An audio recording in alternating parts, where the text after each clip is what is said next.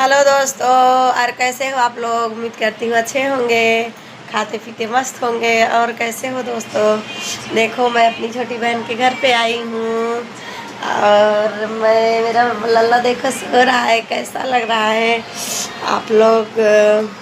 सारा देखो मेरे गुड सा बेबी सो रहा है, बच्चा मेरा। देख लो इनका ये घर है दोस्तों, ये मेरे पति देव हैं। थोड़ा मुस्किया दो। और दोस्तों मैं इस समय सुबह का है, आप लोग लाइक और सब्सक्राइब जरूर करिएगा दोस्तों।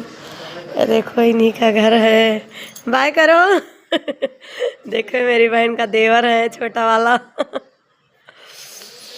और ये सब बाहर का नज़ारा है। यहाँ वो शटर लगा हुआ है, ऐसे ही जाऊंगी अभी। और आप सब बताना कैसे हो आप सब, कमेंट में। हम कितने भात खा गए हैं जो कुछ मिले थे, ठीक है। आवाज़